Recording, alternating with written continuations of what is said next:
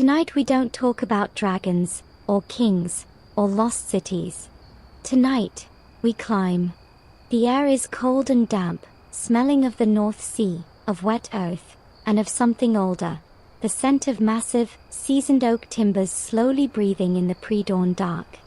You are standing on a path of hard-packed clay, your boots already damp with dew, looking up. A silhouette blacker than the fading night sky resolves into a shape, a tapering tower, a pointed cap, for skeletal arms motionless against the first hint of grey. This is a Stellingmolen, a stage mill, an 8-story giant of wooden canvas and ingenuity. Your job, for today and for many days to come, is to keep it alive. You are the miller.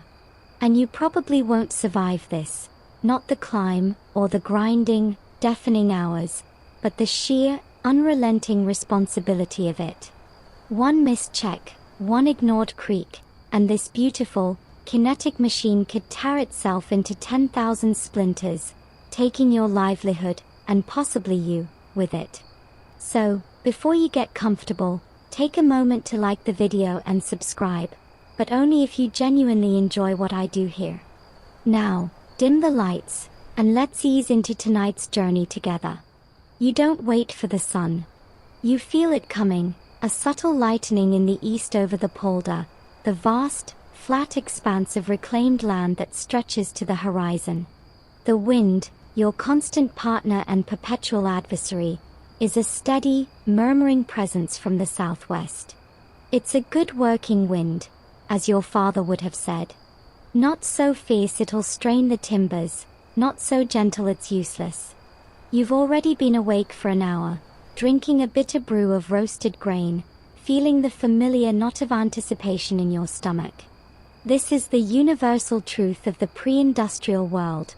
Everything of consequence starts at first light, and everything depends on the weather. You push open the heavy, low door at the base of the brick tower.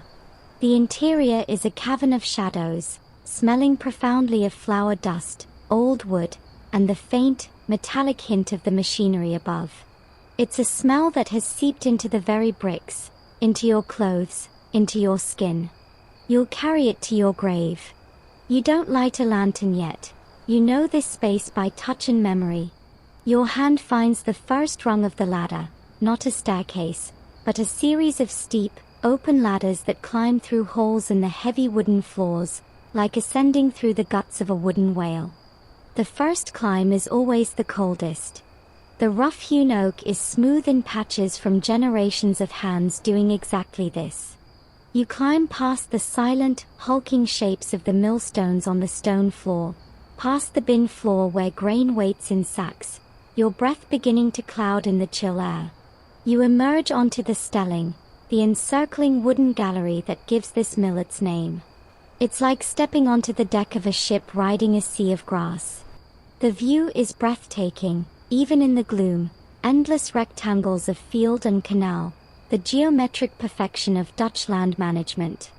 Historians still argue whether the systematic, large-scale reclamation of the Netherlands was driven more by existential necessity or by an almost spiritual obsession with order and control. Standing here, feeling the whole structure sway ever so slightly in the wind, you'd vote for necessity. This mill isn't just a machine, it's a siege engine in a perpetual war against the sea. And this gallery is your watchtower. You begin the first and most critical ritual, the external visual inspection. You walk slowly, your hand on the guardrail, your eyes scanning upward. You're looking for the obvious and the subtle. Are all 4 sails, the roden, intact? In this light, they are dark frames against a slightly less dark sky. You look for jagged outlines, for a missing panel of canvas, for a storm rod dangling loose. A snapped rod could, in a high wind, become a lethal whip. You check the cap, the helmet-like roof that houses the wind shaft and can rotate to face the wind. Is the boarding tight?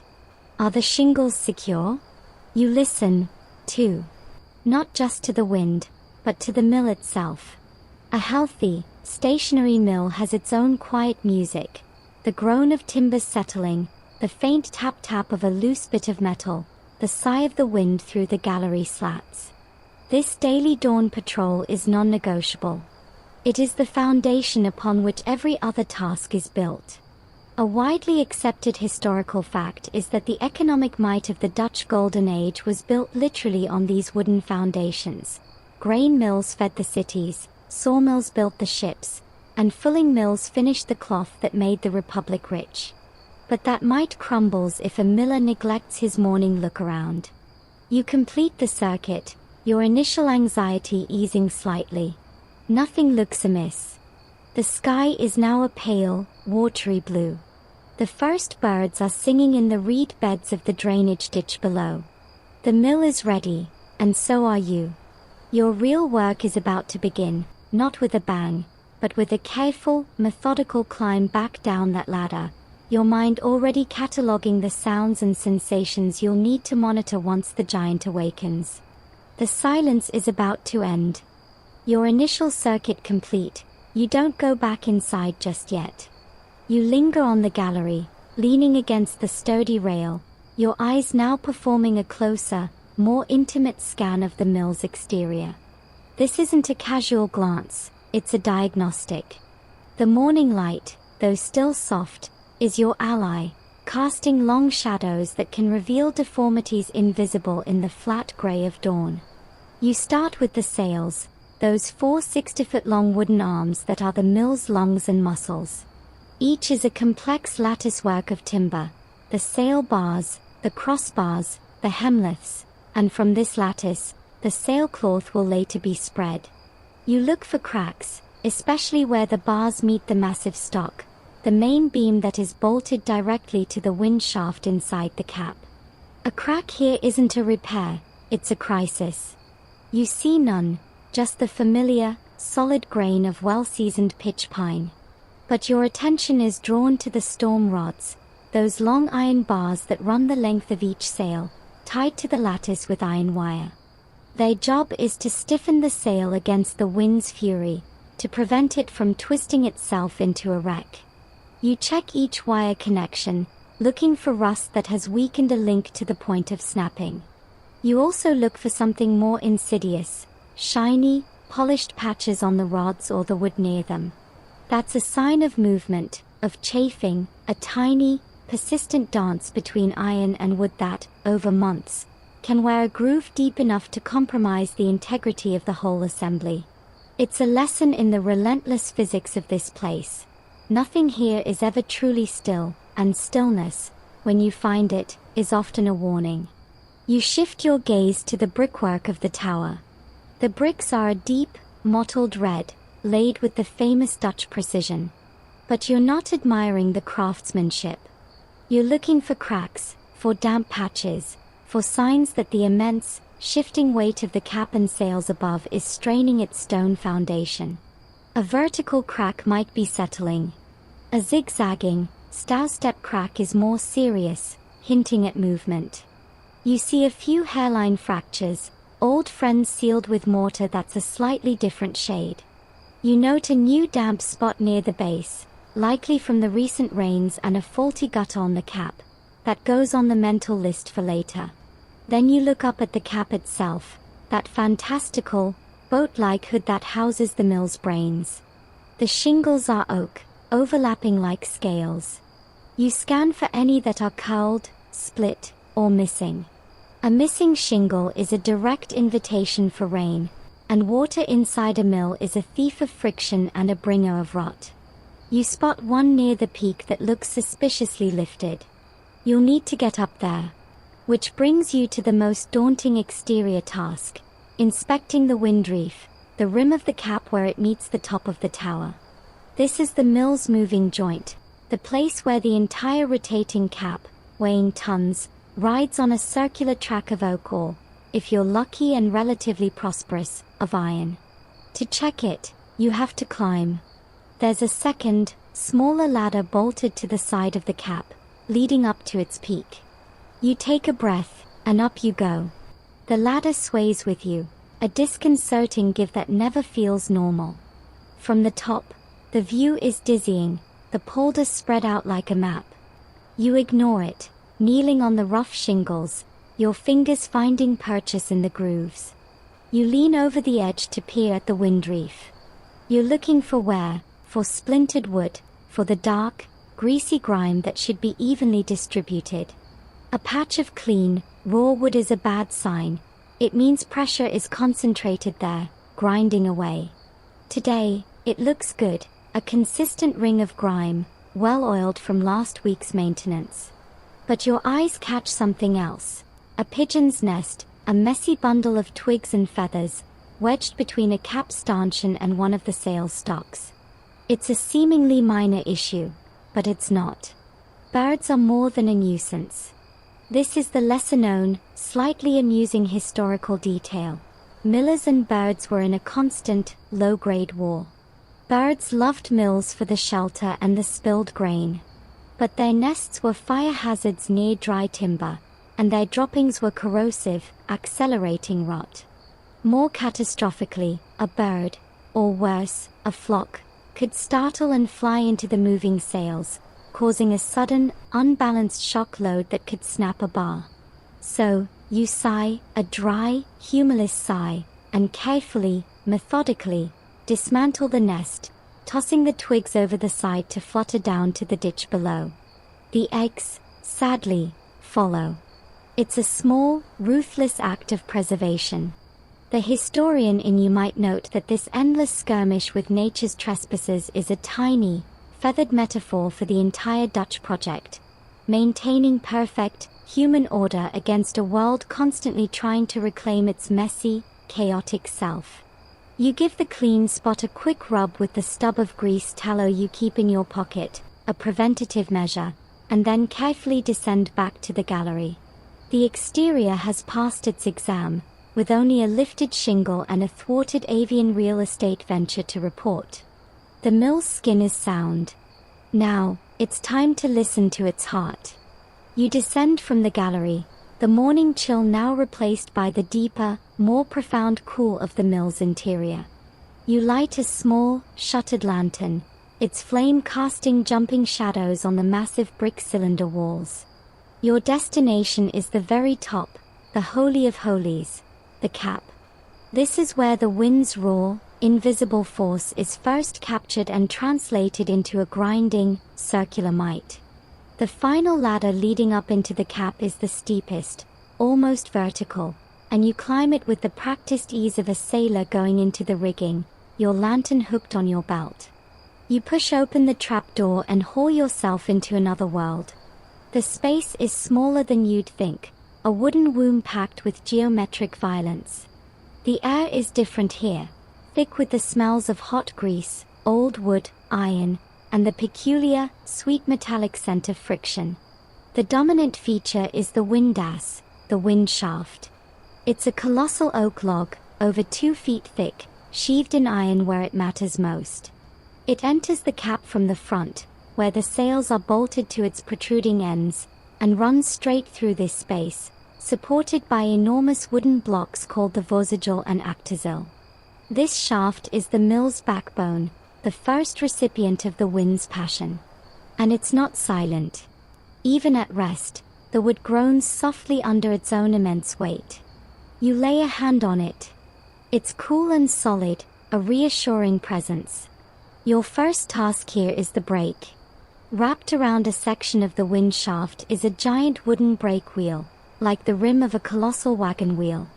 Around this wheel is a heavy wooden brake band, a curved shoe that can be tightened via a long lever to clamp the wheel and stop the mill dead. It's the mill's most crucial safety device.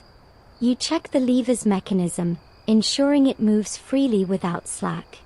Then you inspect the brake block itself, running your fingers along its inner surface.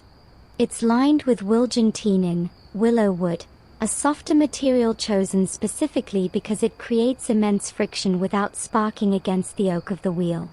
A widely accepted historical fact is that the materials for every part of a mill were selected with this kind of deliberate, evolved wisdom. Hard oak for gears that must mesh precisely, softer willow for brakes, flexible pine for sails. You check for wear. The willow is scored and smooth. but there's plenty of life left in it. You note the depth of the scoring in your mind. You'll measure it properly next week. Now, to the business of motion. Where the wind shaft passes through, you find the steam pill, the brake wheel's counterpart. This is a gear, a monstrous circle of oak teeth mortised into the face of the wheel. These teeth will engage the next gear down the line, transferring power from the horizontal spin of the sails to the vertical spin of the grinding stones below. You kneel, bringing your lantern close. You're inspecting every single tooth, or at least every one you can see. You look for cracks, for chips, for signs that a tooth has been hammered or worn to a dangerous sharpness. A broken tooth isn't just a repair, it's a potential chain reaction disaster, sending shattered oak shrapnel through the mill's wooden guts. You see one tooth that looks a little whiter than the others, a sign of newer wood, a replacement from the last time the millwright visited. It's holding well. The mating surfaces are slick with a dark, viscous grease.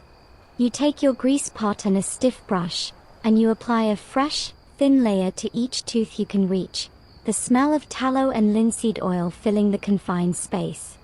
This isn't just lubrication, it's a protective coating against the dust that will soon be everywhere. You move to the vosagel, the front-bearing block holding the wind shaft. This is a point of immense, constant pressure. You remove a small inspection plug, just a wooden dowel, and peer inside. The shaft here rests not on a metal ball bearing, but on a loper, a runner, a block of extremely hard wood, often lignum vitae or oak, lubricated by a thick oil. You're checking for heat and debris. You dip a thin metal rod into the oil reservoir. It comes out cool and clean, with no gritty particles. Good. You add a few drops of fresh rapeseed oil from a flask, the golden liquid disappearing into the dark cavity. The actazil, the rear bearing, gets the same treatment. Historians still argue whether the sustained technological excellence of Dutch millwrights was due to a guild system that fiercely guarded and refined knowledge, or was simply the relentless, iterative pressure of economic necessity in a land with no other power. Up here, your fingers tracing the perfect joinery of the gear teeth, you feel it was probably both, a guild master's pride meeting a miller's desperation to keep the flour flowing. Finally, you just listen. You close your eyes in the flickering lantern light. You know the healthy sounds of your mill, this specific groan of the wind shaft, this particular tap of a loose chain against the wall 3 floors down, the skitter of a mouse in the grain bin. Any new sound, a higher-pitched whine, a rhythmic knock that shouldn't be there, is a symptom. Today, the diagnosis is good. The heart of the machine is strong, well-oiled, and waiting. You blow out the lantern, leaving the cap in near darkness, save for the thin lines of morning light slicing through the cracks in the boarding. You descend, ready to give the sails their voice. Back on the stelling, the wind has picked up slightly, a steady, promising pull on your coat. It's time to give the mill its lungs. You don't simply start a mill like this, you dress it for the task. The sails are a skeleton. The canvas is the muscle. Stacked neatly in a dry locker on the gallery are the sailcloths, heavy, stiffened rectangles of linen or sometimes cotton, each one carefully numbered and belonging to a specific position on a specific sail. You heft the first one. It's not light, it's a dense, bulky weight, smelling of sun, wind, and the faint, acrid tang of the preservative lime wash it's been treated with. The process is methodical, a slow unfurling and lacing that tones the wooden cross into a powerful aerodynamic surface. You climb out onto the sail itself, your feet finding secure footing on the hemlifts, a safety rope loosely tied around your waist and the gallery rail. The world tilts dizzyingly below you. You unroll the cloth along its designated sail section, aligning its edges with the sail bars. Then comes the lacing. You use a long, blunt needle and a waxed cord, threading it through the reinforced eyelets in the canvas and around the sail bar, pulling it taut with a series of practiced, knotting pulls. The rhythm is meditative: reach, thread, pull, secure. You don't cover the entire sail. This is the critical art of setting the sails. A mill's power and speed are controlled not by the wind, but by how much sailcloth you expose to it. For a gentle breeze grinding wheat for fine white bread, you might lace cloth on only the innermost third of each sail, creating a smaller, slower turning surface. For a stout wind milling animal feed or draining a polder, you'd cover the sail almost to its tip, unleashing the mill's full, terrifying torque. Today, with this steady southwestern, you decide on a half setting. You lace the cloth on the first 2 sail bays, leaving the outer 2 bare lattice. This gives you a good working speed without overstressing the machinery for the day's planned grind of rye. As you work, you inspect the canvas itself. You run your hands over its surface, feeling for weak spots, for tears that might have been hastily patched last season and need proper attention. You find a small, puckered repair on sailcloth number 3. The stitching is your own, from an autumn squall last year. It's holding, but you make a mental note to reinforce it during the weekly downtime. The lesser-known, slightly amusing historical detail here is the miller's intimate relationship with laundry. Sailcloth wasn't just sewn, it was maintained like the finest linens. It had to be regularly taken down, brushed clean of flour dust and insect casings, washed in fresh water, never salt, which would rot the fibers, treated with lime or tar to weatherproof it, and carefully stretched to dry to avoid shrinkage.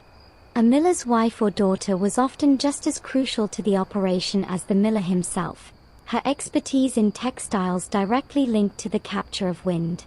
A poorly maintained sailcloth could split with a sound like a gunshot, leaving a wildly unbalanced sail to shudder the whole mill to pieces. You finish lacing the 4th and final sail, tying off the cord with a secure, seaman's knot. You step back onto the gallery, your fingers sore but familiar with the ache. You survey your work. The mill now presents a striking, asymmetrical face to the wind. The inner halves of the sails are solid, taut white triangles. The outer halves are open, skeletal grids. This is your throttle. It's a system of beautiful, simple intuition. There are no gauges, no calculations. You read the wind on your cheeks, you judge the clouds, you remember the temperament of the grain you're about to grind, and you set the cloth accordingly. Get it wrong, too much sail in a rising wind, and you'll be scrambling for the brake lever as the mill screams towards destruction. Too little, and you waste the day and the wind, your customers grumbling as the village's bread supply stalls. Historians still argue whether the precise aerodynamic efficiency of these traditional cloth sails was ever matched by the later, more complex systems of shutters and vanes, or if the newer designs merely traded one set of maintenance headaches for another. For you, the choice is simple. The cloth speaks your language. It tells you, through its strain and its sound, exactly what the wind is doing. You give the last, not a final tug. The mill is dressed. It stands ready, a poised giant, its 4 half-clad arms eager for the signal to move. The inspection of the wooden bones comes next, but first, you must awaken the beast. You walk to the tail pole, the long, slanting timber that juts from the back of the cap down to the ground, the mill's steering tiller.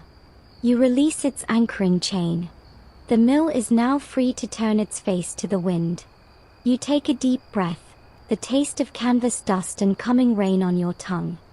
With the sails set and the tail pole released, you step back inside, descending from the gallery into the mill's echoing core. The act of turning the cap to face the wind will come shortly, but first, you must prepare the mill's internal skeleton for the motion to come. You are now in the realm of the wooden bones, the massive gears, shafts, and wheels that translate the wind's horizontal spin into vertical power, and then finally into the circular grind of stone. This is the mill's musculoskeletal system, a symphony of interlocking oak, and its maintenance is a tactile, olfactory, and auditory art. You start on the tanned floor or spur wheel floor, just below the cap. The wind shaft from above terminates here in the great brake wheel, the brake wheel you already tended. Now, engaged with it vertically, is the wallet, the wallower.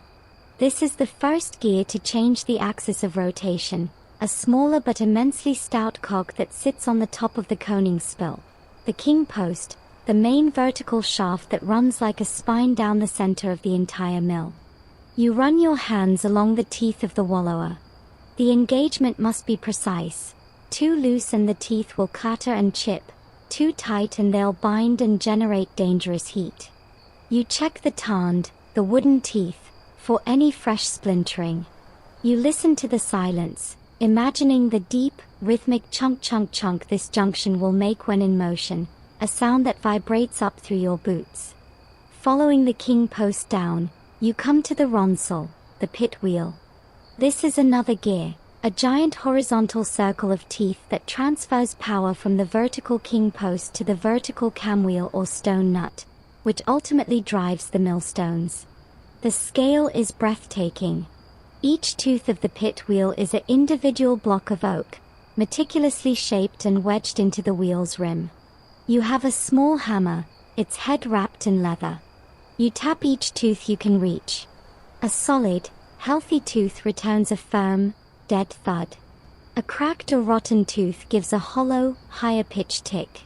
It's like a doctor percussing a chest, listening for disease. You find one suspect tooth on the far side. It sounds slightly off. You mark it mentally for closer inspection later.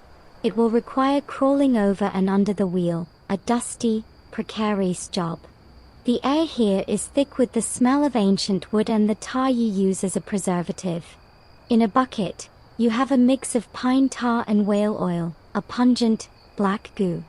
With a stiff brush, you apply it to the sides of the great beams, the cruisplaten, cross trees, that support the entire gear assembly, focusing on the joints and end grains where rot sets in first. This isn't just protection from moisture, it's a deterrent against the mill's silent enemy, houtworm, woodworm. The lesser-known, slightly amusing historical detail is the miller's constant, paranoid war against insects. The warm, dry, flour-dusted interior of a mill was a five-star hotel for beetles. Their larvae could turn a critical oak beam into a hollowed-out shell, a catastrophe waiting for the next big gust. Alongside tar, millers used everything from crushed peppercorns, which they believed repelled pests, to letting chickens roam certain floors to peck at any larvae. It was an endless, scratchy battle against nature's smallest saboteurs. You move lower, the space getting darker, the gears larger.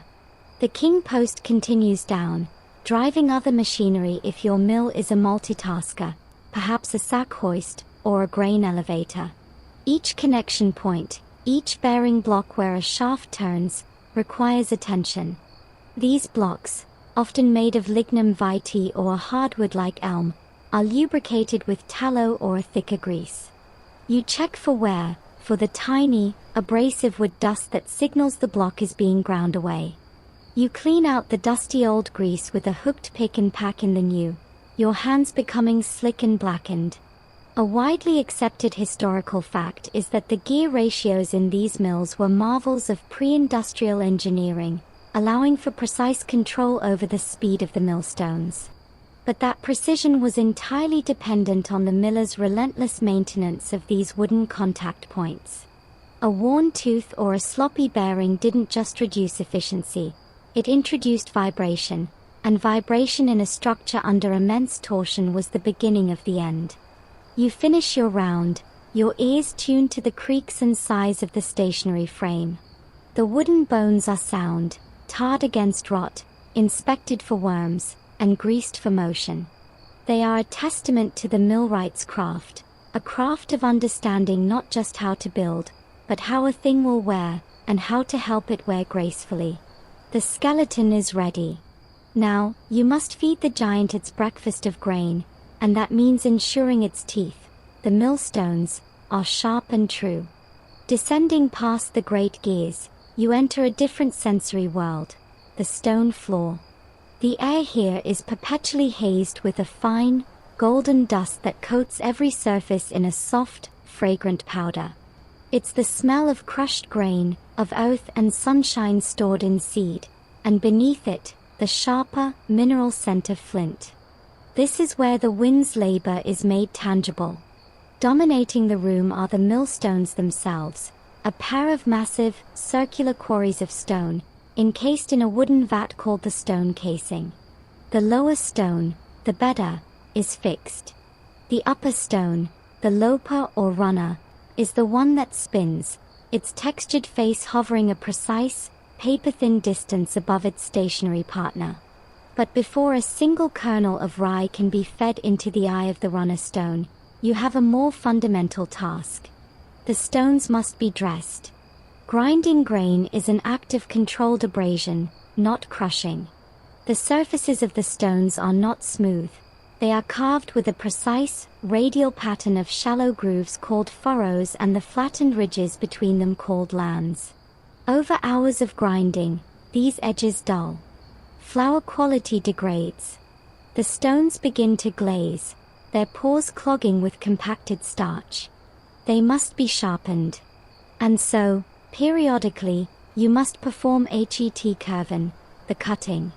The runner stone is hoisted a few inches by a chain and block and tackle, locked in place. You gather your tools, the mill bill, a kind of pickaxe with a sharp, pointed end, and the facing hammer, a lighter tool with a broad, flat face. You climb into the wooden casing, now a dusty pit, sitting atop the stationary bed stone.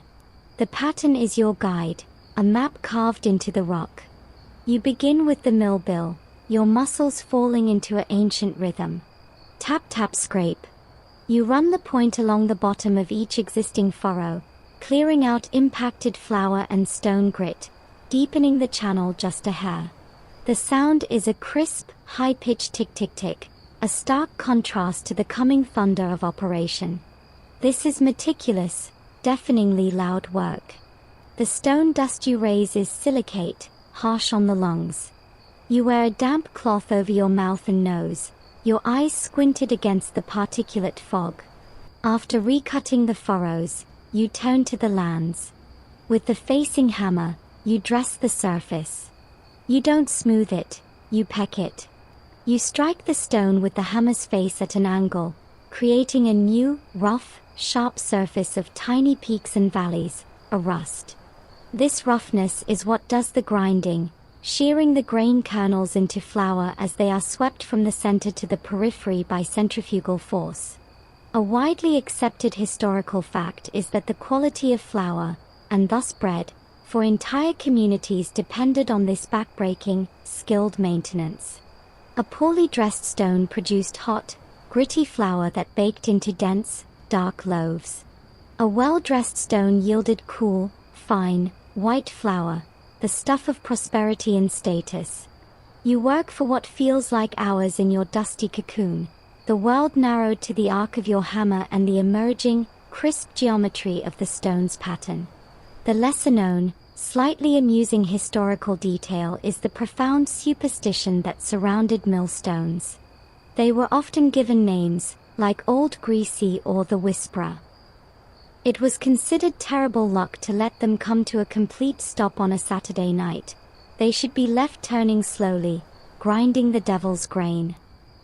And a miller caught selling flour from stones that hadn't been properly dressed was not just a cheat. In local folklore, he was often cursed to be haunted by the sound of grinding long after his mill fell silent. You're not a superstitious man, but you understand the sentiment. There's a sacredness to this maintenance. You are the keeper of the mill's teeth, and its bite must be clean and just. Finally, you finish. You brush the stone dust from the intricate pattern, revealing a fresh, sharp landscape of gray stone. You lower the runner stone back into place, using a series of wooden wedges and a feeler gauge made of a thin strip of brass to set the gap with impossible precision, the thickness of a heavy paper. Too close, and the stones will touch and spark, risking fire and ruining the flour. too far, and the grain will pass through untouched.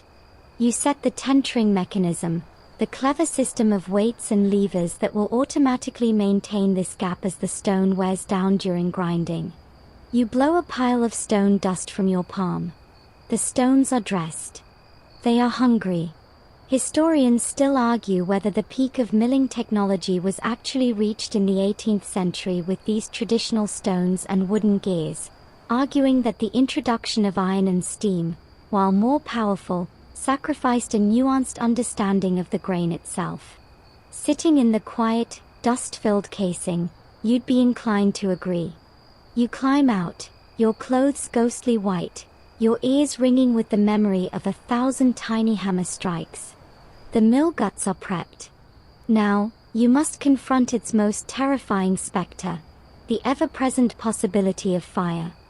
You emerge from the stone floor coated in a pale ghost of stone dust, but your mind is already shifting from the meticulous to the vigilant. The mill is a sleeping giant, its wooden bones tarred, its stone teeth sharpened, its canvas lungs ready to billow. But within its very function lies its greatest peril. You are now the fire marshal of a tinderbox. Every aspect of the mill's operation is a flirtation with conflagration. The friction of stone on stone, the grinding of wooden gear teeth, the constant whirl of machinery in an atmosphere thick with combustible dust, it's a recipe written in ash. Your next routine is not about improvement, but about prevention and grim readiness. You start with the primary source, the millstones. The dressing you just completed wasn't just about sharpness, it was a fire safety measure. Glazed, dull stones create friction heat. You check the tentering mechanism once more, ensuring the gap is perfect. You then inspect the horse, the frame that holds the runner stone, making sure it's level and true. Any wobble means uneven pressure, which means hot spots. Next, you turn to the motor, the system of leather belts and wooden gears that drive auxiliary machinery. You check every belt for proper tension. A loose belt can slip, generating a shocking amount of heat very quickly against a wooden pulley. You tighten a strap here, adjust a guide there, your fingers tracing the warm, dry leather. Then, you address the environment. Flour dust is not just a nuisance, it's explosive. Suspended in the air in the right concentration, a single spark can turn the interior of your mill into a bomb. So, you begin the daily dust down. With a long-handled brush made of soft goose feathers, you gently sweep the beams, the ledges, the tops of the casings. You don't just push the dust around, you collect it, directing the fine clouds into a collection pan. This isn't waste. This is baker's seconds, a low-grade flour that can be sold cheaply. But more importantly, it's removing fuel. You pay special attention to the areas around the bearing blocks and the stone casing, where the fine, almost invisible powder tends to accumulate into drifts. A widely accepted historical fact is that mill fires were so common and devastating that they shaped insurance practices and urban planning. In many Dutch towns, mills were deliberately built on the outskirts, not just for wind, but as a fire break. Your tools for firefighting are simple and terrifyingly inadequate. Positioned on every floor are barrels of water, kept full from the drainage ditch. Next to them are buckets of sand and piles of damp sacking. The strategy is brutally straightforward. A small, incipient fire on wood might get doused with water. A fire involving grease or oil gets smothered with sand. A fire in a dust cloud? You're supposed to throw the damp sacking towards it, hoping to settle the dust and starve the explosion. It's a lottery with terrible odds. Which is why you run the drills.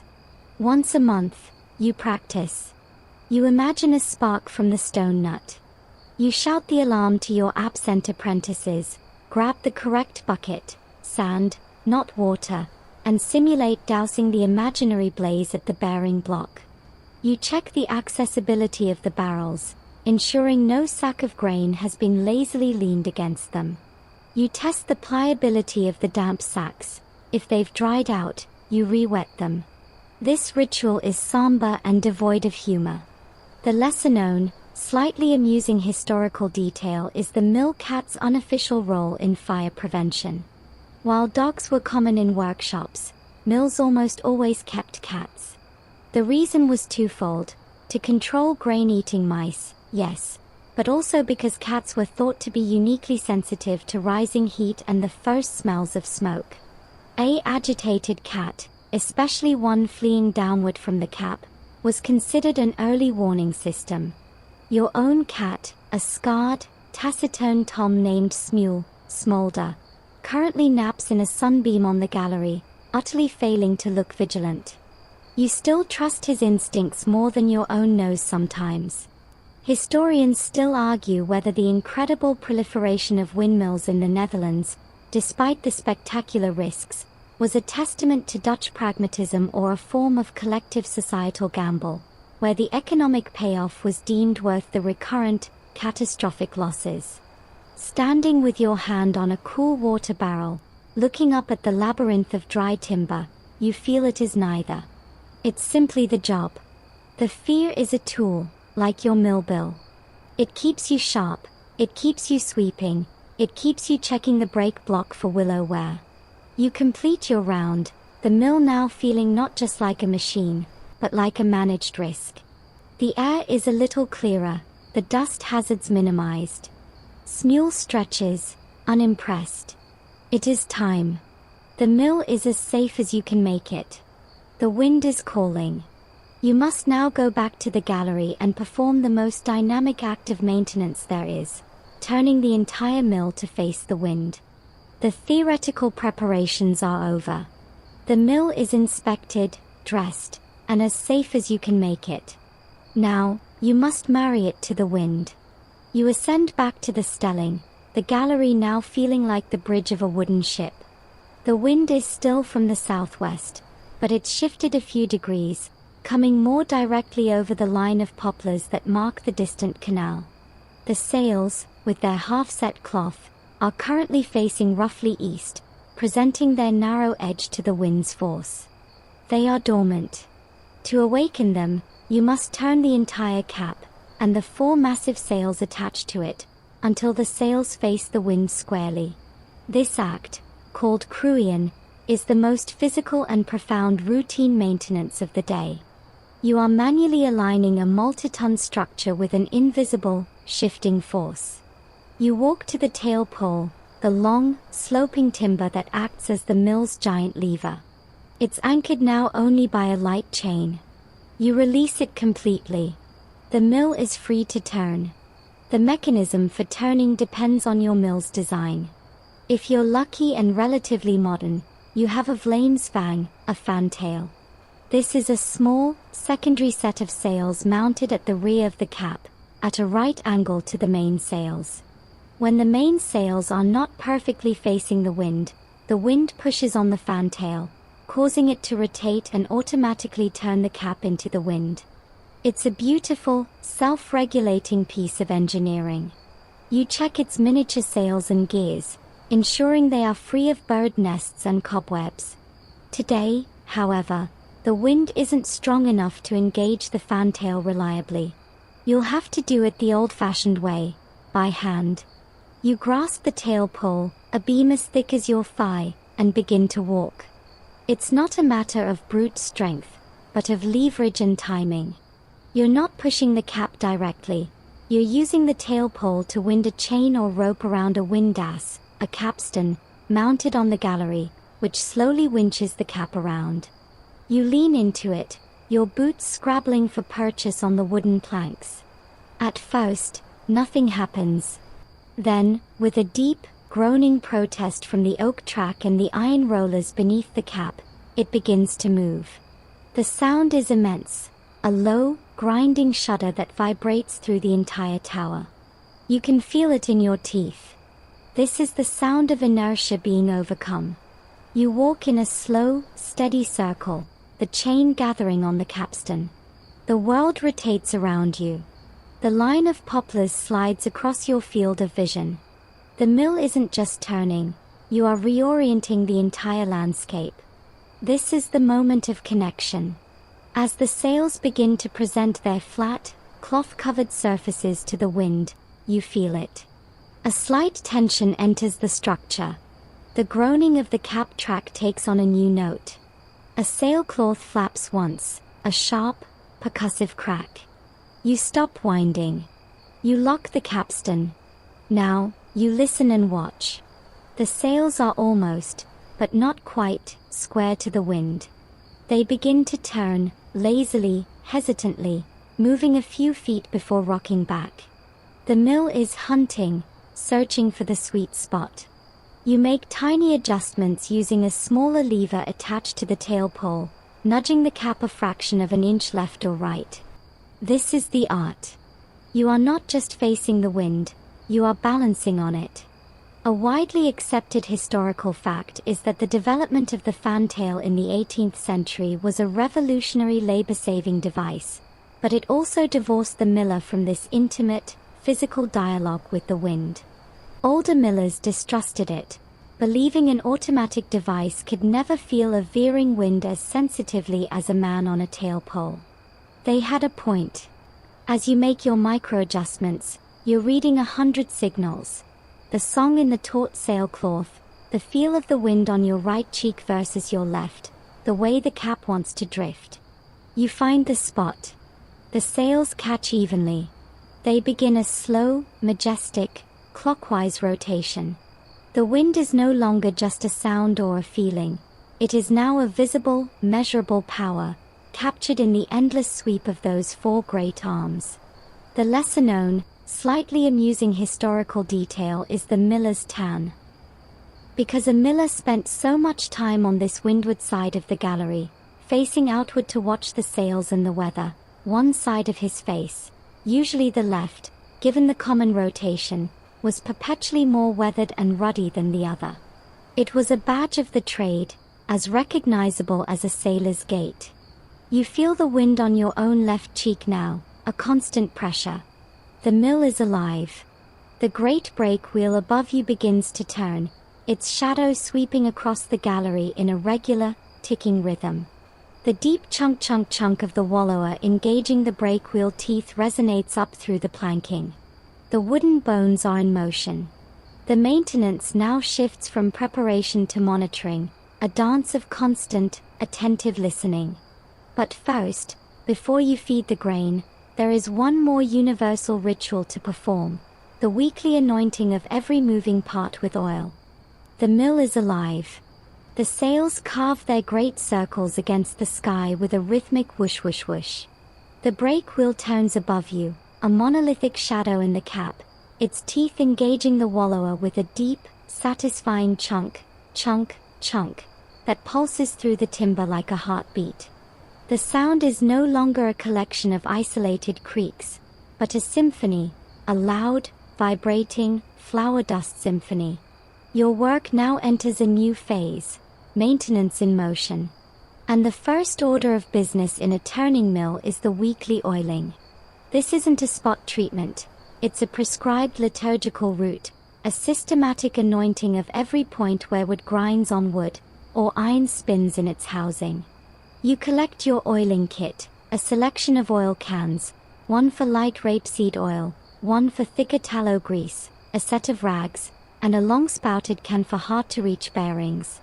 You start at the top, in the cap, though entering that space now is like stepping into the engine room of a living creature. The noise is deafening, a roaring, grinding cacophony. The wind shaft spins, a blare of solid oak. You keep well clear of the engaging teeth of the brake wheel and wallower. One loose sleeve caught here would be your end. But your targets are the bearings. The versigle and actazil, the front and rear bearing blocks for the wind shaft. You approach the inspection plugs you checked earlier. With the long-spouted oil can, you carefully inject a stream of fresh rapeseed oil into each port. You watch as the old, dark oil, warmed by friction, seeps out, carrying with it the microscopic wear particles of the day. You wipe the excess, your rag coming away black and gritty. The oil isn't just for lubrication, it's a coolant, carrying heat away from the critical friction point. Descending to the spur wheel floor, the atmosphere changes. Here, the king post is turning, a massive, slow-spinning column of oak. Where it passes through the floor beams, it's supported by more bearing blocks, the bovenschijfloop and onderschijfloop. These get a dose of thicker grease. You use a flat wooden paddle to pack the tallow-based goo into the grease cups, forcing out the old. The smell here is hot animal fat and warm wood. You move to the wallower and the great brake wheel above it. You cannot oil the engaging teeth themselves, they must run dry, their hard oak surfaces providing the grip, but you carefully oil the axle points, the pins that allow the wallower to be disengaged if needed. Every move is deliberate, conscious of the whirring, towering machinery around you. A slip could mean a hand pulled into a geared train, a terrible, instantaneous end. A widely accepted historical fact is that the specific oils and greases used were the product of centuries of experimentation. Rapeseed oil for high-speed, low-load bearings. Tallow grease for slow, heavy loads. A mixture of tar and fish oil for external wood preservation. The mill was a digesting organism, consuming fats and oils as surely as it did grain. You follow your route down, oiling the bearings of the pit wheel shaft, the stone nut spindle. Each point has its own characteristic sound when healthy, a low, wet hum when properly greased. You learn to diagnose by E. A high-pitched whine means a bearing is running dry, a rhythmic knock means wear or a loose pin. On the stone floor, the process is both more delicate and more pungent. The runner stone spins atop its spindle, driven by the stone nut. The point where the stationary spindle meets the turning stone is a critical bearing called the mace or runs. It's often a cup of hard brass or iron, sitting in a pool of a special, dense grease. This grease is a miller's secret, sometimes containing graphite, sometimes powdered sulfur to reduce friction. You carefully lift a small hatch in the wooden casing, the roar of the stones now a physical vibration in your chest. A blast of flour-laden air hits you. You scoop out a little of the old, grayish grease, check its consistency for grit, and pack in the new. The lesser-known, slightly amusing historical detail is that this stone-bearing grease was sometimes seasoned with unusual additives. Onion juice was a popular one, believed to keep the mixture from separating. The stone floor, therefore, could often smell vaguely of frying food amidst the mineral dust and hot grain, a bizarre culinary note in the industrial clamor. Historians still argue whether the meticulous, ritualized nature of this weekly oiling, often done on a Tuesday or Wednesday, a slow day, was purely practical or held a quasi-religious significance, a literal anointing of the community's mechanical savior. As you wipe your greasy hands on a rag, watching the perfectly synchronized dance of the gears, you feel it's a bit of both. It's an act of reverence for the machine, and an utterly pragmatic effort to stave off the catastrophic decay that lurks in every dry bearing. The oiling round complete, the mill's joints are supple, its movements smooth. The giant is fed and hydrated. Now, it must be put to work. You descend to the grain bins, ready to feed the hopper, but you do so knowing you are not alone in this endeavor. The mill's survival depends on you, but your survival depends on the village that surrounds it. With the mill humming its steady, powerful song above you, you descend to the ground floor, the public face of your operation. The sound here is different, muffled by the floors, but still a pervasive, rhythmic thunder that vibrates the sacks of grain leaning against the walls and makes the dust motes dance in the sunbeams slicing through the high windows. This is where your world intersects with the wider world. A mill is not an island. It is the throbbing mechanical heart of an agricultural organism. The grain you are about to grind doesn't belong to you. It's marked with the chalk symbols of a dozen local farmers, a circle for Peter van der Waal, a cross for the Janssen sisters, a simple line for Old Man Dijkstra. Their livelihoods, and by extension the bread in the mouths of their families and the city dwellers beyond, are currently resting in your trust and in the health of your wooden machine. You heft a sack marked with a circle, rye from Van der Waals field. You cut the twine and pour the hard, fragrant kernels into the hopper, a wooden funnel that feeds steadily into the eye of the turning millstones above.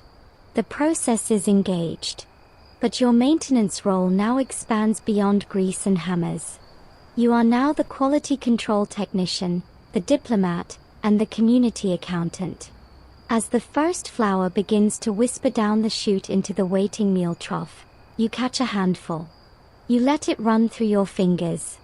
You feel its temperature. Flour ground from properly dressed, correctly spaced stones should be cool.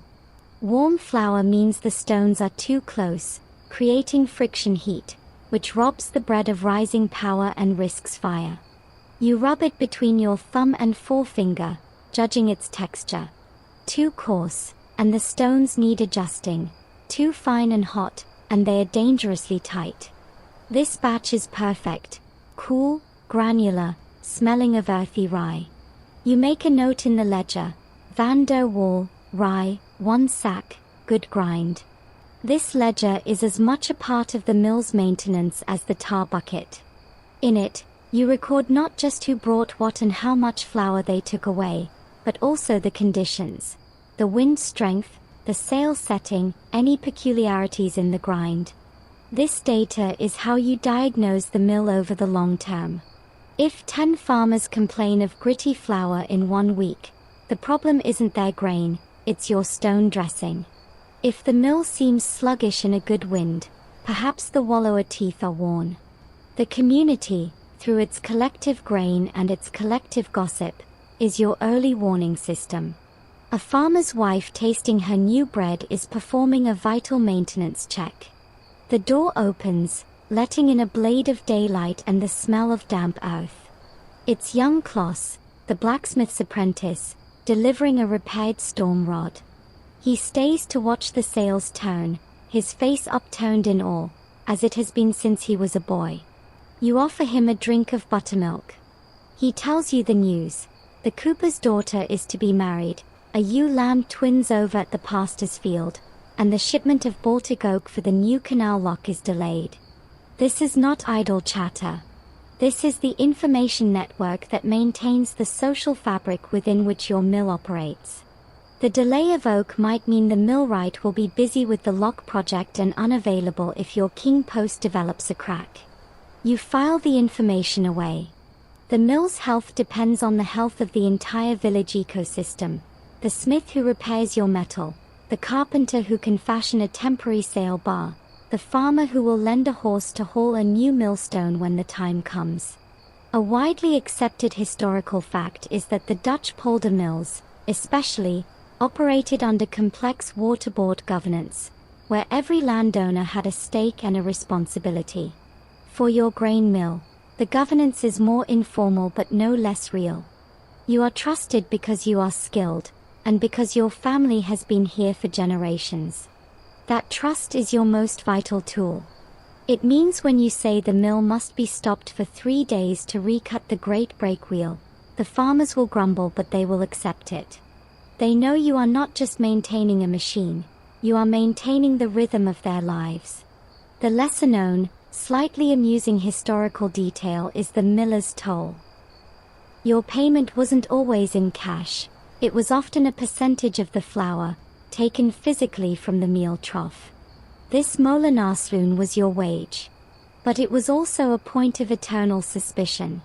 Were your toll scoops too generous? Was the scale perfectly balanced? To maintain trust, many millers developed elaborate, theatrical displays of fair measuring, using certified brass scoops and publicly balanced scales. The maintenance of reputation was as critical as the maintenance of the brake wheel. You send Klaus on his way with a twist of coarse salt for his master. You return to monitoring the hopper, feeding in another sack, this one marked with a cross, the Janssen sisters' wheat. The mill sings on, a steady, powerful presence. Its wooden bones are cared for, its thirst for oil slaked. But its true strength, You realize as you watch the community's grain disappear into its maw and emerge as the stuff of life, is this web of mutual dependence. You are not just a technician, you are a node in a living network. The mill stands because the community needs it to stand, and you, in turn, need them to help you hold it up. The relentless physical work is only half the job. The other half is here, in the dust and the gossip and the careful ledger entries, maintaining the human machinery that surrounds the wood and stone. And this human machinery, like the wooden gears above, has its own history, its own evolution, a history written in the very design of the mill you're standing in. As the mill grinds on, the rhythmic thunder a constant in your bones, your mind can't help but wander across the history embedded in its very frame. This isn't just a machine, it's a palimpsest of maintenance lessons learned the hard way, written in oak and iron. Your Stellingmolen, this stage mill, is the product of centuries of incremental, painful innovation. Each design change, each new shape that rose against the Dutch sky, was a direct response to a maintenance problem, or a catastrophic failure, in the model that came before. To understand your daily routine is to understand this evolution, a history written not in parchment, but in wood and stone. Think of the earliest mills here, the standard molen, the post mill.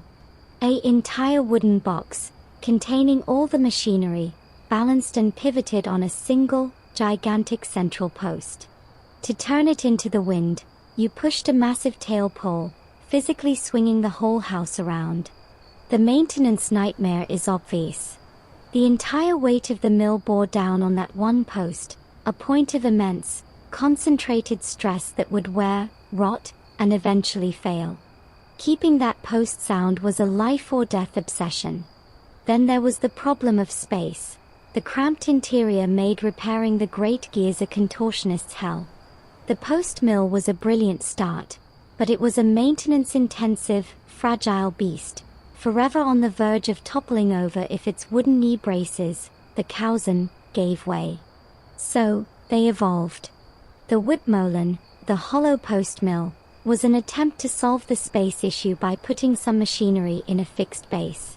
But the true revolution was your mill, the tower mill.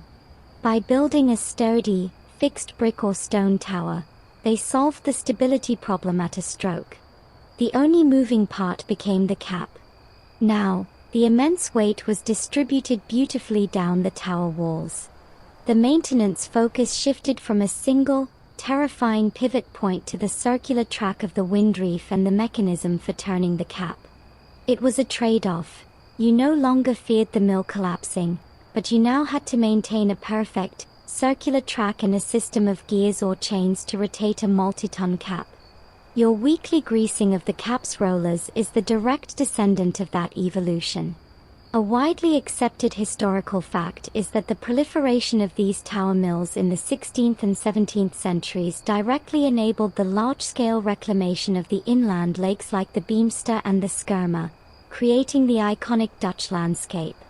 But that landscape was built on millions of hours of learned, embodied knowledge, the knowledge of which would resisted rot best in the constantly damp polder environment, oak for structure, alder for water-laden parts, how to shape a gear tooth to last a decade instead of a year, how to waterproof a cap with lead sheeting or overlapping oak shingles. Each millwright guild guarded these secrets, passing down proportions, ratios, and recipes for tar like sacred texts.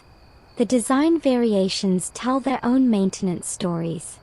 The Achkant, octagonal, smock mill, with its wooden, boarded sides, was cheaper and quicker to build than a round brick tower, but its sloped walls were more vulnerable to weather, requiring constant reboarding and tarring. The round brick tower you're in is resilient but expensive. Its maintenance is less about the walls and more about the internal machinery. The introduction of the fantail to automate turning wasn't just about convenience, it was a safety and maintenance innovation.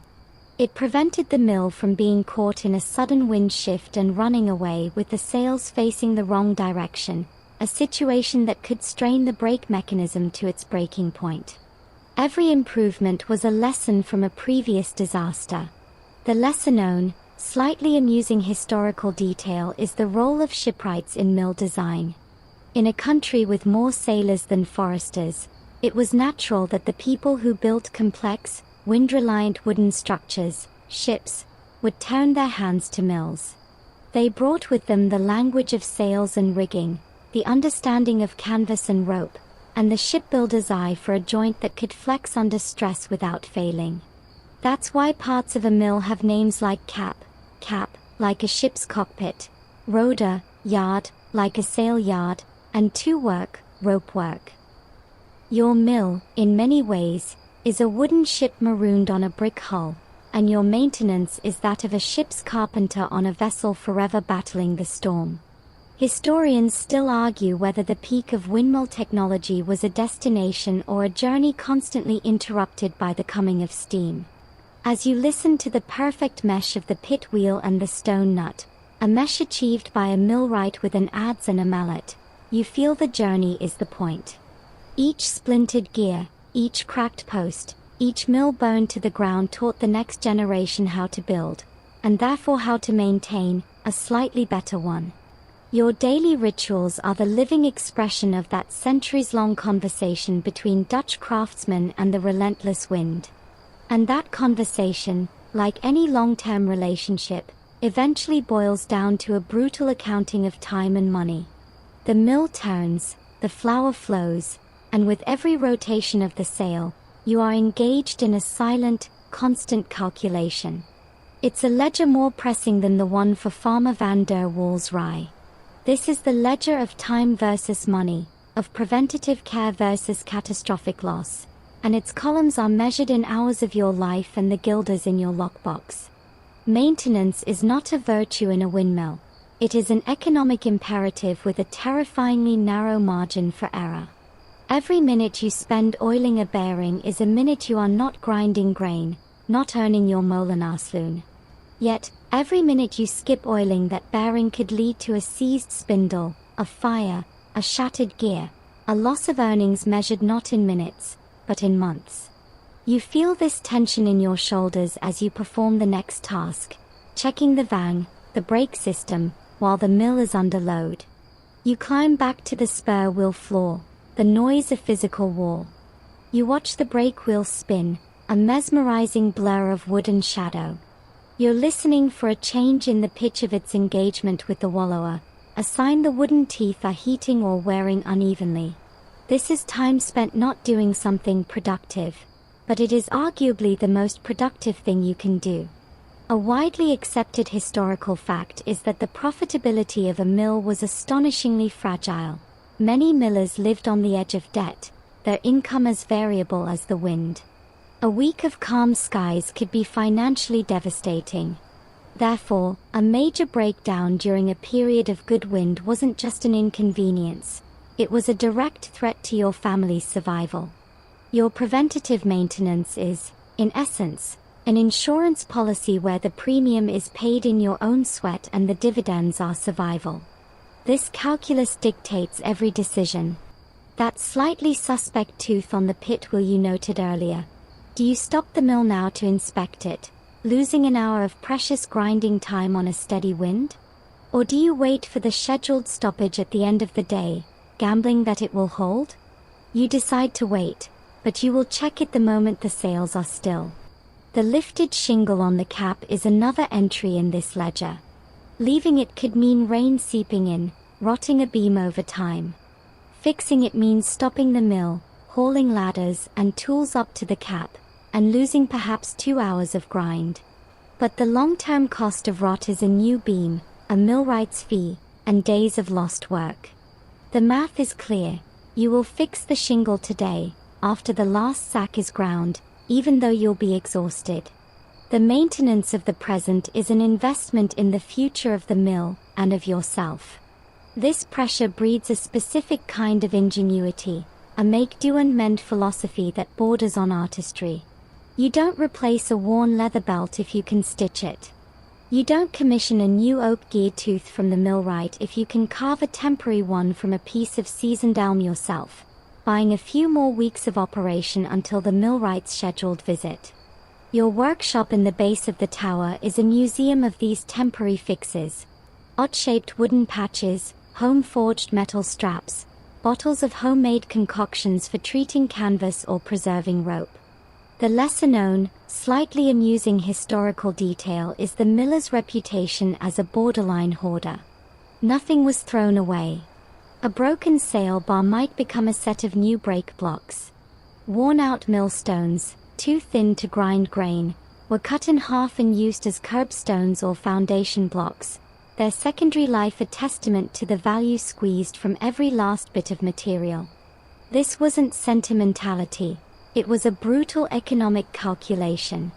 A new millstone cost a fortune and took months to transport. Every saved guilder was a guilder that could be used for the next inevitable, major repair. Historians still argue whether the relentless time pressure of mill maintenance, the constant gamble of preventative care versus immediate income, stifled technological innovation or actually accelerated it, forcing millers and millwrights to devise solutions that were both durable and repairable in the field. Watching your own hands, calloused and stained with tar and grease, you suspect it was the latter. Necessity isn't just the mother of invention.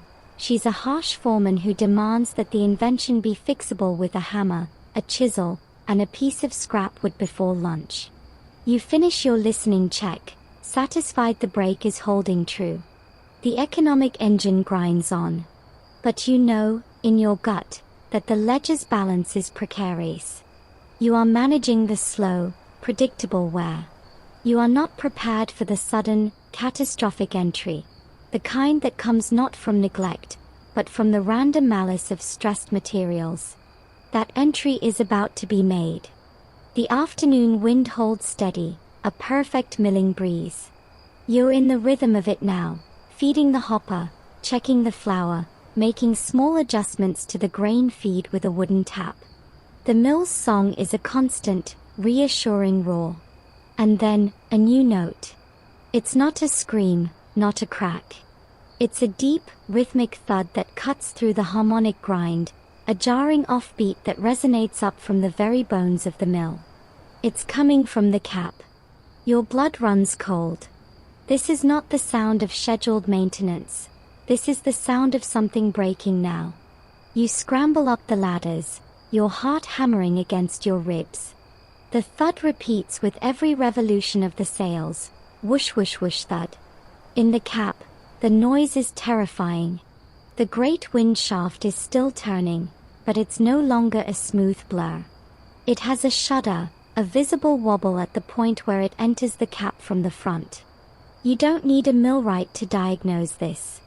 The Vorzel, the front-bearing block, has failed, or worse, the wind shaft itself has cracked. The immense, twisting force of the sails, channeled through that oak monolith, has finally found a weakness. Every thud is the sound of several tons of unbalanced timber trying to tear itself free from its housing. If you don't stop it immediately, the wind shaft could snap, dropping the sails and their massive stocks into the gallery below, or the shuddering could shake the cap apart on its track. This is the catastrophic repair. All the preventative maintenance in the world cannot always stop this. Metal fatigues. Wood develops a hidden flaw. This is the moment your entire routine has been designed to mitigate, but never entirely prevent. You act on pure, adrenalized instinct. You throw yourself at the brake lever. You haul down on it with all your weight, engaging the willow block brake around the spinning brake wheel. There's a horrific screech of wood on wood, a shower of sparks and smoke, and the smell of burning willow. The mill fights you, the wind's inertia immense. For a heart-stopping second, nothing happens. Then, with a groaning protest that shakes the tower, the great wheel slows, jerks, and seizes. The sails outside whip against the brake, straining, and then go still, arrested at a crazy angle. The deafening roar dies into a ringing silence, punctuated only by the creak of cooling timber and the frantic beat of your own heart.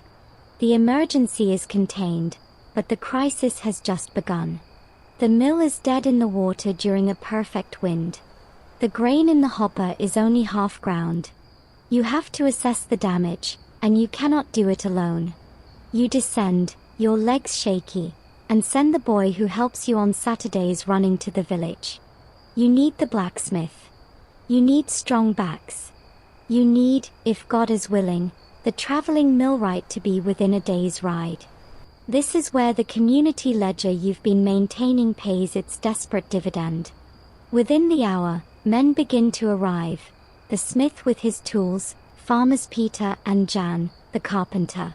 They come not out of payment, but because they know their own grain will grind again only if the mill is fixed, and because you have helped them in 100 small ways. This is a community triage. The diagnosis is grim but not fatal. The wind shaft is sound, thank heaven.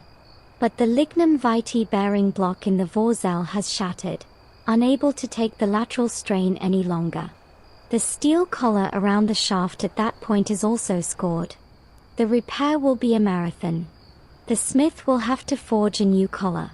The carpenter will have to fashion a new bearing block from a spare piece of iron hard oak you have seasoning in the shed.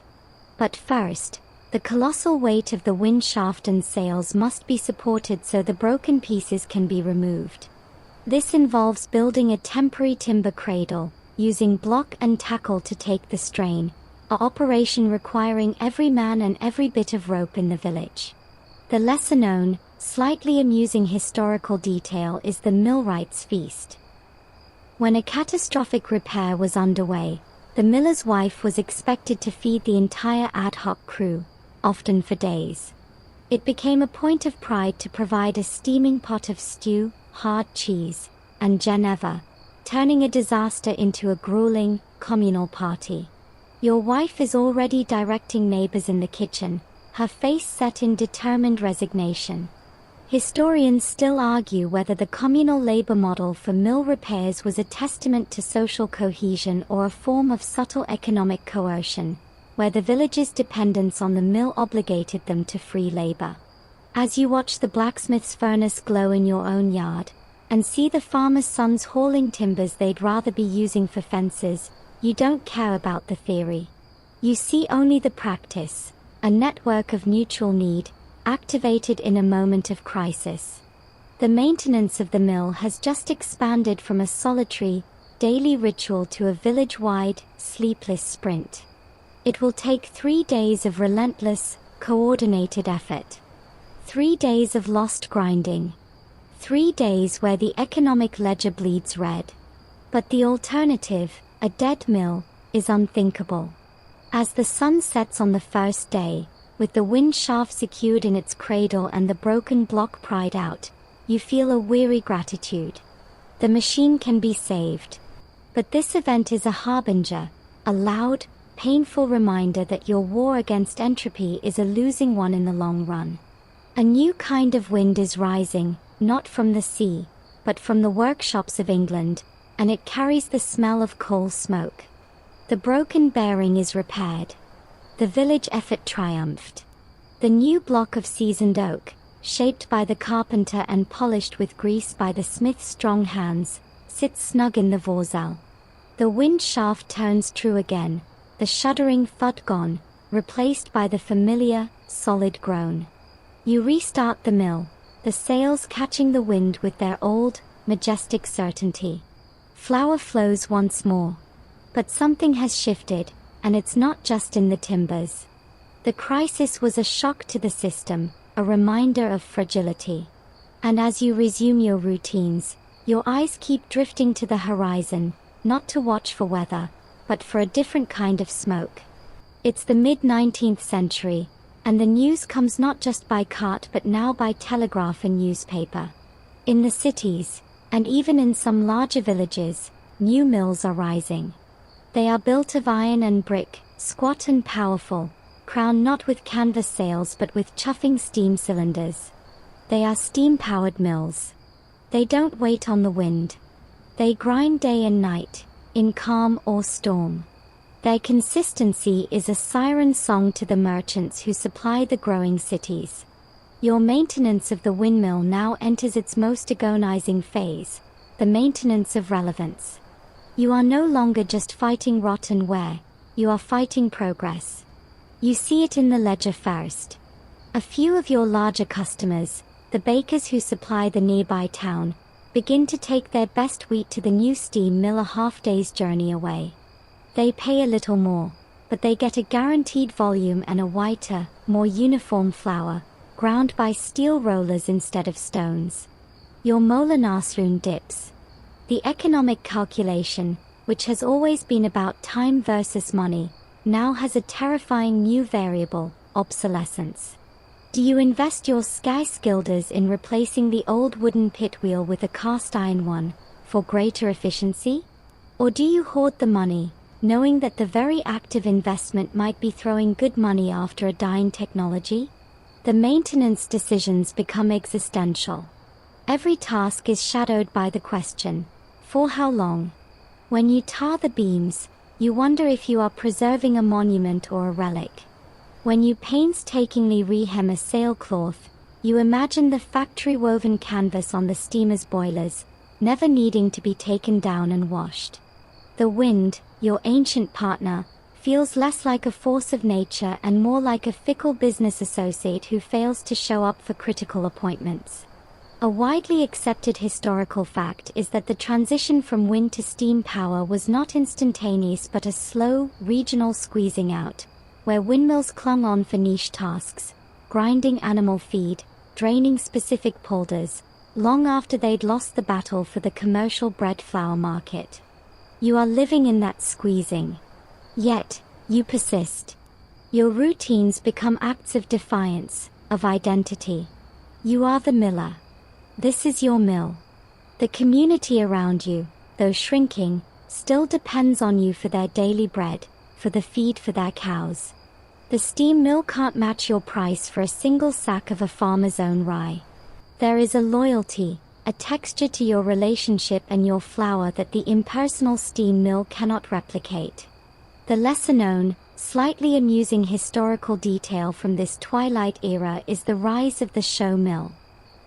Some millers, seeing the end coming, began to consciously preserve their mills not just as workplaces, but as picturesque symbols of a passing age. They might paint the cap a brighter blue, keep the sails in immaculate condition even if they turned less often, and welcome curious city folk who came to see a real windmill. Maintenance became curation. You're not there yet. Your mill still works for its living. But you've started to notice the painters setting up their easels by the canal, capturing the silhouette of your sails against the sunset. You are becoming a scene, not just a scene of industry. Historians still argue whether the death of the working windmill was an economic inevitability or a cultural loss that could have been mitigated with different policies or hybrid technologies. As you adjust the fantail on a breezy afternoon, you feel the argument is pointless. The steam engine is simply more powerful, more reliable, a better slave. Your maintenance is a losing battle against a tide of coal, not salt water. You perform the weekly oiling with a new kind of tenderness, a melancholy appreciation. You listen to the song of the wooden gears, the chunk chunk chunk of the wallower, the rumble of the pit wheel, and you know these are sounds your grandchildren may only hear in stories, or from a mill turned into a museum. The sun is setting, not just on the day, but on 300 years of a particular kind of craft. Your final task of the day is no longer just about securing the mill for the night. It's about securing it for history, performing the keeper's final check with the weight of an ending on your shoulders. The last sack is ground. The farmer, old man Dykstra, nods his thanks, his back bent as he loads the flour onto his cart. The wind is dying now, softening to a gentle sigh that barely keeps the sails turning. It's time. You climb to the gallery one last time, the wood warm from the day's sun under your palms. This is the closing down ritual, the keeper's final check. It is the reverse of the dawn inspection, a methodical putting to bed of the giant. But tonight, the actions feel heavier, more significant, as if you are not just securing the mill against the night, but against the relentless creep of a new, quieter world. You begin with the wind. You turn the mill out of the wind, using the tail pole to slowly walk the cap until the sails present their edges to the faint breeze. The rotation slows, and with a final, soft whoosh, stops. The great arms come to rest at a gentle, asymmetrical angle, casting long, skeletal shadows across the polder. The silence that follows is profound, a ringing absence after hours of thunder. It's a silence you've heard 1,000 times, but now you listen to it differently, as if trying to memorize its texture. You engage the brake, the lever settling into its notch with a solid clunk. You check it twice. The mill is now mechanically locked, unable to be startled awake by a midnight gust. You move inside, lantern in hand, traveling downward. On each floor, you perform a sensory audit. You listen to the cooling creaks, the sound of tension leaving the timbers, a language of contraction and settling. On the stone floor, you open the casing and run your hand over the millstones. They are warm, almost hot to the touch, the residual heat of a day's work. You check the gap with your brass feeler gauge, it hasn't changed. You brush a last sprinkle of flour from the lands, a final caress. You close the hatch, and the sound is a soft, final thud. On the gear floors, you pass your hand near the great wheels, feeling for any residual heat in the bearings, a sign of over-tightening or failing grease. All is cool. The smells begin to shift. The hot metal and flour dust aroma of the day gives way to the older, deeper smells of damp brick and dormant oak. You secure the machinery. You disengage the stone nut, lifting it from the pit wheel so no accidental movement could cause it to turn. You check the sack hoist rope, coiling it neatly. You ensure all the grain bins are sealed tight against rats and damp. This is the practical maintenance, the daily prevention of decay. But woven through it now is a ceremonial thread. You are not just a miller closing up shop, you are a caretaker locking the gates of a living history. A widely accepted historical fact is that the last generation of working millers often became the first generation of museum caretakers, their hard-won maintenance skills transforming from economic necessity into cultural preservation. You feel that transition hovering in the dusty air. You reach the ground floor, the public space now empty and echoing. You sweep the last of the day's spillage into a pan, tomorrow's chicken feed. You close and bar the heavy door, shutting out the twilight. The mill is sealed. From the outside, it is a silent silhouette against the deepening blue sky, a stately, motionless sentinel. The lesser-known, slightly amusing historical detail from this era is the mill dream. Many retired millers reported dreaming, for the rest of their lives, of the sound and feel of their mill in perfect operation, or of it running away in a storm. The rhythm, the responsibility, the very noise became embedded in their subconscious, a ghost limb of their profession. You are not retired, not yet. But you already know you will have these dreams. The mill's song is in your bones, and bones remember. You stand outside for a moment, looking up. The first star pricks through above the cap. Historians still argue whether the story of technology is one of progress or simply of change, whether the steam engine represented an improvement in the human condition or just a different set of burdens and rhythms. You don't have an answer. You only know that you have kept faith with this wooden machine today. You have listened to its sounds, tended its joints, and now you have put it safely to rest. You have maintained the covenant between human care and natural force. That is all a miller can do, from the first light of the golden age to the last glow of the gaslight era. You turn towards your cottage, your body tired, your mind already slipping into the quiet cadence of the night. The mill stands behind you, maintained, silent, and dreaming of the wind. And so, the giant sleeps. The canvas lungs are still, the wooden bones at rest, the great stone teeth silent in their casing. The wind that danced with it all day now passes by with only a whisper against the shingles, a gentle murmur in the poplar leaves along the ditch. All the meticulous care, the tar and the grease, the listening and the tightening, culminates in this peaceful stillness.